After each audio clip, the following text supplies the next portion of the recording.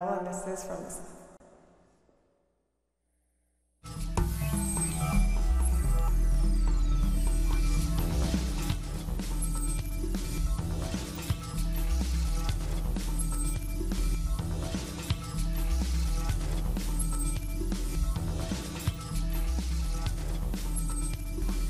Chinese President Xi Jinping have signed 28 bilateral agreements in Beijing. They signed deals in the areas of oil, mining, security, technology, finance, and health. President Maduro said the agreements are perfectly aligned with the country's economic recovery plan. He also emphasized that ties with China are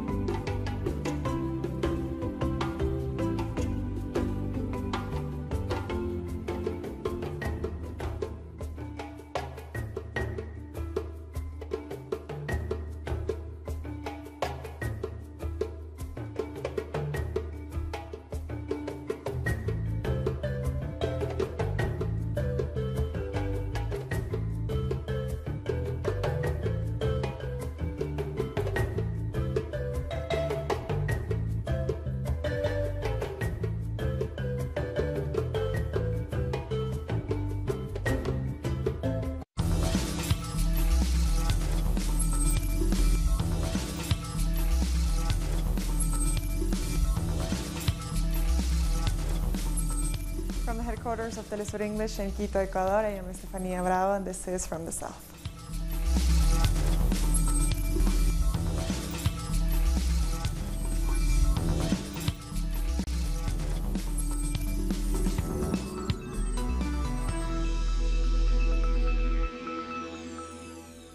Venezuelan President Nicolás Maduro and Chinese President Xi Jinping have signed 28 bilateral agreements in Beijing. They signed deals in the areas of oil, mining, security, technology, finance, and health. President Maduro said the agreements are perfectly aligned with the country's economic recovery plan. He also emphasized that ties with China are significant in stabilizing the Venezuelan economy and combat the effects of the United States and European Union-led economic war and financial blockade. President Maduro is in Beijing for a 4-day official visit. Today we are signing 28 agreements that ratify the path of shared investment development, billions of dollars of investments. Thanks to the solidarity of China-Venezuela relations, Venezuela faced its circumstances. And I can say today, dear Minister Wang Yi, dear He Lifeng, today, September 14th, Venezuela is standing, is struggling, and is in better conditions, better than ever before. And staying in Asia, Typhoon Mangkhut is the strongest storm in the world this year and has slammed into the northeastern coast of the Philippines. With winds of nearly 285 kilometers per hour, thousands have been evacuated, and more than 5 million people are in the way of the fierce storm. The Philippines is hit every year by a score of typhoons, causing hundreds of deaths. They say the typhoon is twice as strong as the last one in 2013 that killed thousands of people. That's why we are terrified, because we don't know what will happen to our houses. On the other side of the world, at least 4 people have died as Hurricane Florence ripped through North Carolina. A mother and her infant were killed when a tree fell on their house in Wilmington. Another woman died of a heart attack in Hampstead, according to the local police. Tropical storm Isaac has weakened further and is now a tropical depression. It spared the Caribbean despite warnings that it could have brought widespread deconstruction. The eye of the storm passed over Dominica around midday Thursday. The Prime Minister reported no deaths, injuries, or damage to the property. And to Brazil now, where presidential candidate Fernando Haddad has been campaigning in a Rio de Janeiro favela with vice presidential candidate Manuela de Avila. The candidates were greeted by throngs of supporters as Haddad came out strongly against financial interests while advocating for more public investment. Haddad also denounced political opponents for destabilizing Brazil's democracy. The living expenses ceiling is a measure that doesn't work because it doesn't create fiscal room for investment. And without public investment, with families unable to consume, without cheap credit, the economy won't pick back up and the finance problems will get worse instead of better. International dignitaries are meeting in Sao Paulo to extend their support to the jailed former Brazilian president, Luiz Inácio Lula da Silva. Among the participants are the former prime ministers of France, Italy, Spain, and also the members of the Workers' Party. They are discussing the stakes of Brazil's upcoming presidential elections in the absence of their popular leader, Lula da Silva. Politicians described his situation as an attack on democracy. A number of the delegates visited Lula at the Curitiba jail. The exclusion for the upcoming presidential election, in spite of the ruling of the appeal of the United Nations Committee of Human Rights of the candidate who would enjoy the greatest popular support, constituted I don't say a coup d'etat, but something similar in a new modern form. Hoy día estamos Today, we are at the turning point here in Brazil, where either Brazil chooses the road of democracy, continues respecting its rules and its demands, which are to satisfy what is most important to the people, or the opposite. We'll be back very soon. Stay with us.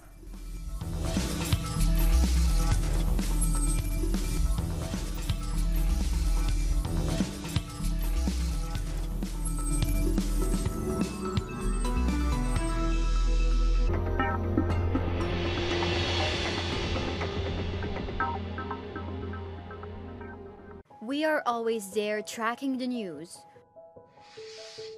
We seek equality.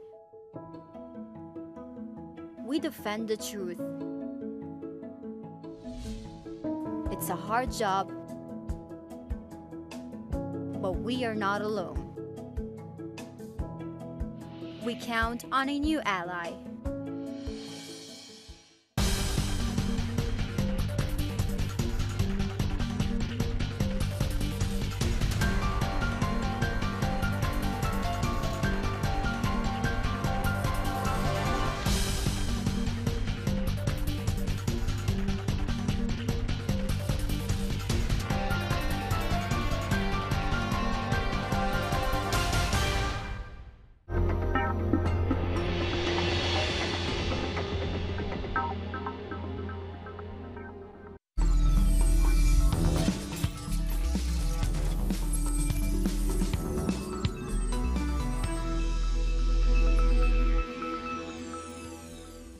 Welcome back. Ecuadorian President Lenin Moreno has said he wishes to leave the presidency.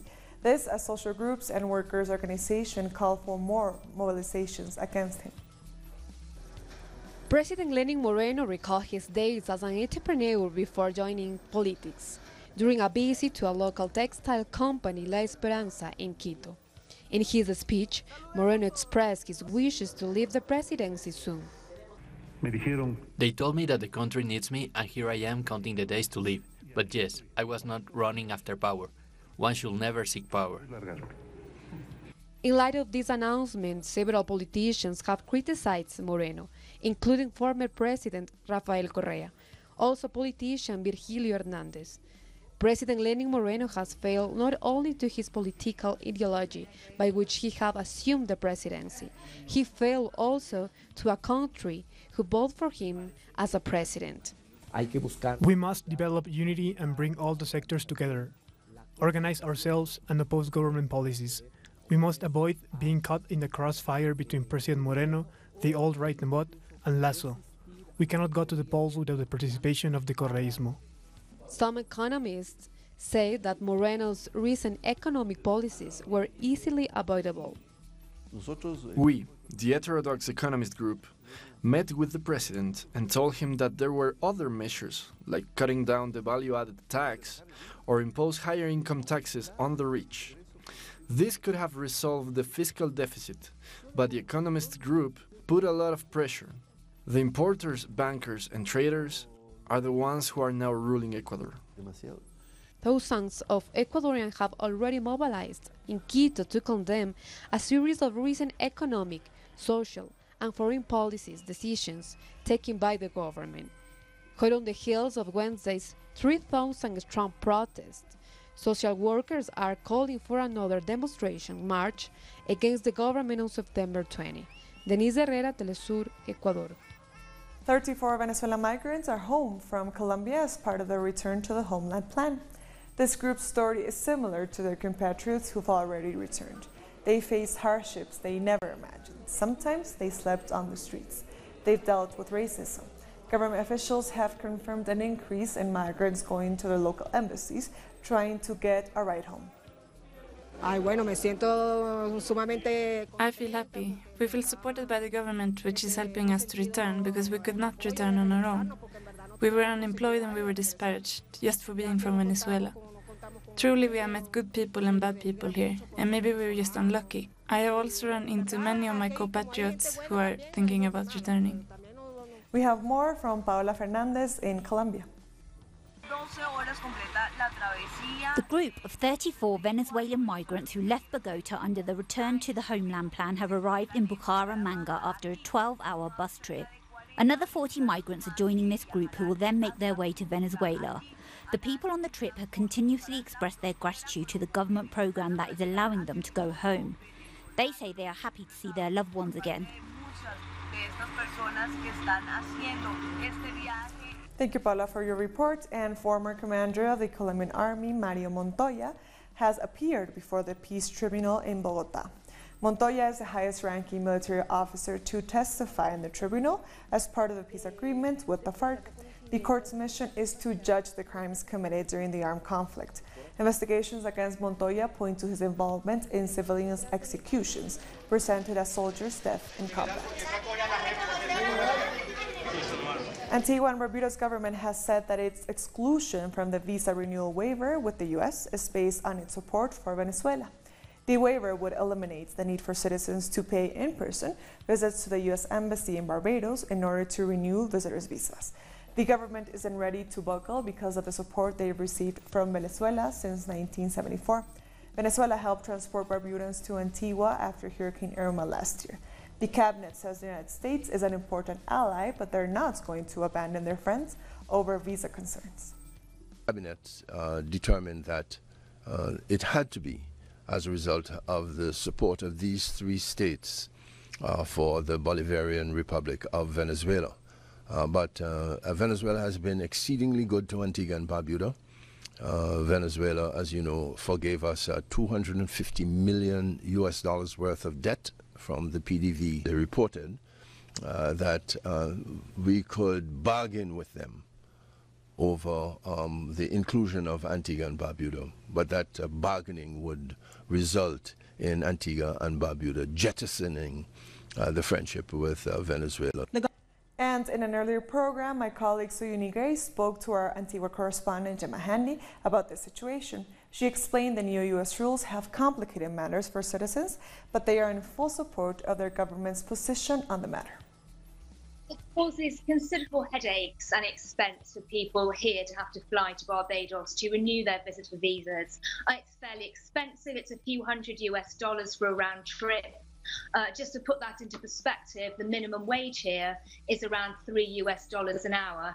So in addition to the time, it's also quite costly as well.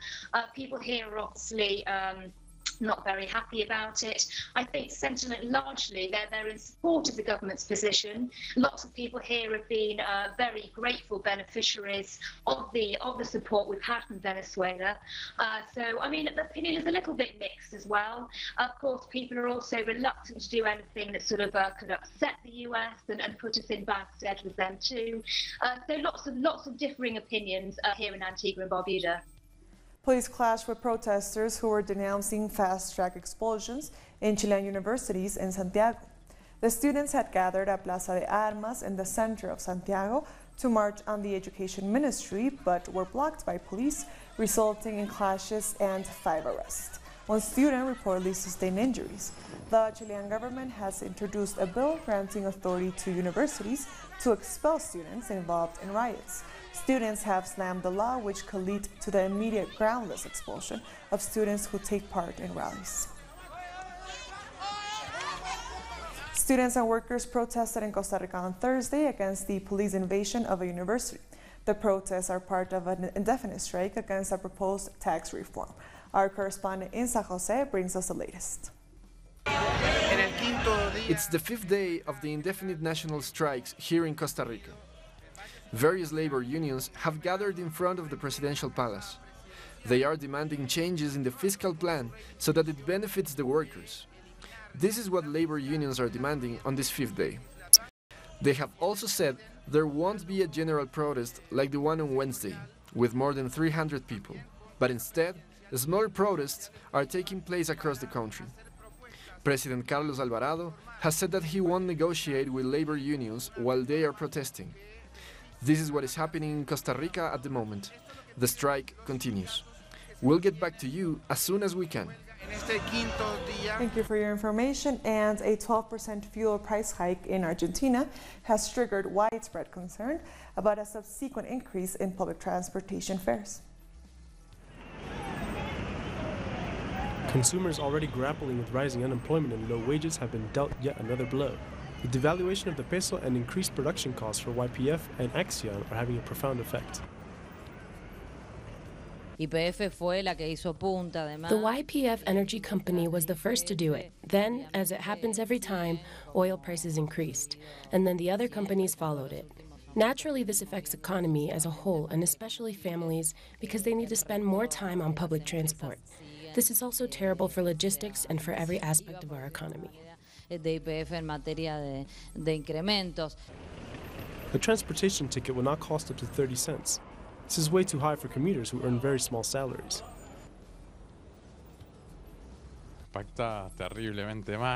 Every time when the value of dollar increases, the fuel prices also shoots up. Tariff on public services like transport, electricity, gas and water increase too. Everything goes up but the salaries.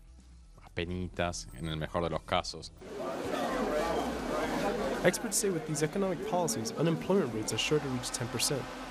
This could cause a terrible recession, and it's the workers who will be hardest hit. This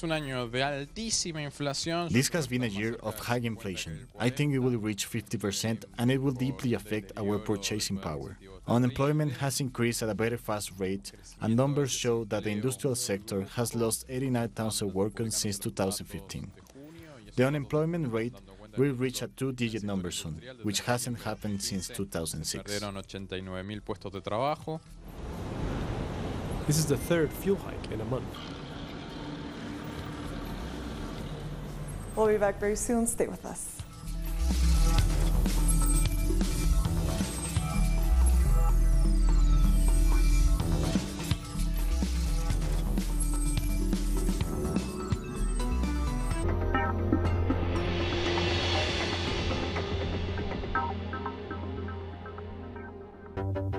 With developing events being presented through analysis, our coverage transcends borders. With renowned journalist Walter Martinez. Salud amigos, tripulantes de nuestra querida, contaminada y única nave espacial. Dossier. Weekdays. Only on Telesur. Y ponga usted las cámaras, señor director. The Pakistani journalist Tariq Ali examines the mass media influence promoted by imperialism. Get access to the analysis of the socio-economic and political life of the whole South America on our screen and platform in English. A critical place committed to the truth to determine the major events that transform the world today.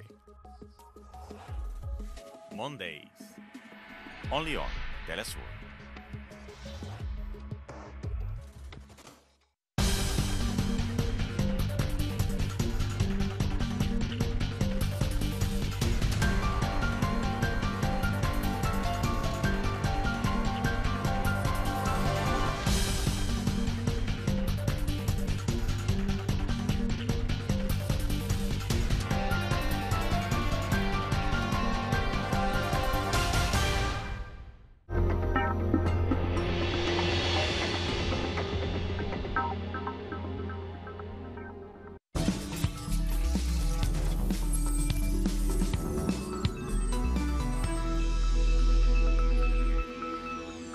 Welcome back. 3 Palestinians, including a 12-year-old, have been shot dead by Israeli forces along the Gaza Strip. According to the health ministry, apart from these 3 deaths, at least another 50 people demonstrating along the border were injured. Protests broke out at the end of March 2018, and deadly clashes continue almost on a weekly basis ever since. Voted in favor of moving the remains of the dictator Francisco Franco. Our correspondent in Madrid tells us more. Buenas tardes a todos y saludos desde Madrid. Spanish Parliament passed a law on Thursday to exhumate the dictator Francisco Franco's body. The law has approved with 172 votes for, 164 abstentions and 2 against. These 2 votes belong to 2 Popular Party's deputies who made a mistake.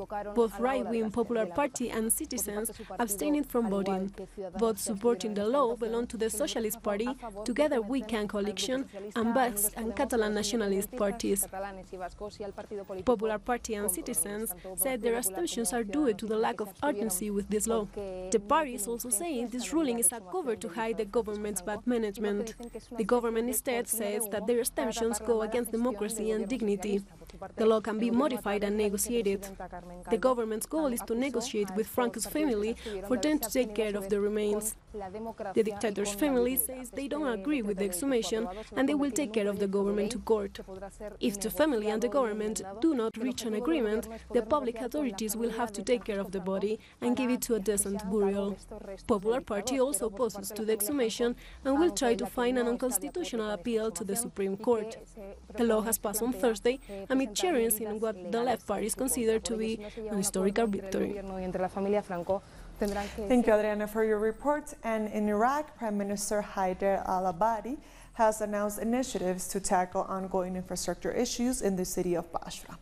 Abadi said a new water system will be installed in the city where deadly protests broke out early September over polluted drinking water and energy problems. More than 30,000 people were hospitalized, leading to residents burning down governmental offices. The Argentinian police has confiscated film equipment worth more than $2.5 million stolen from Hollywood.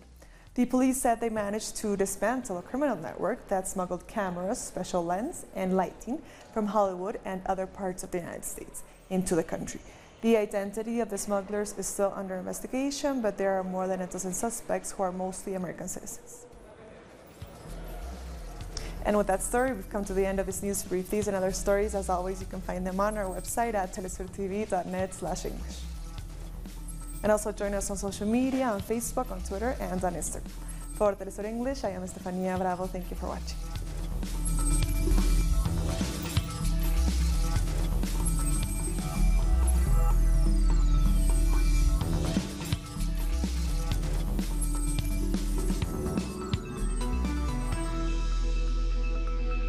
It was affecting us.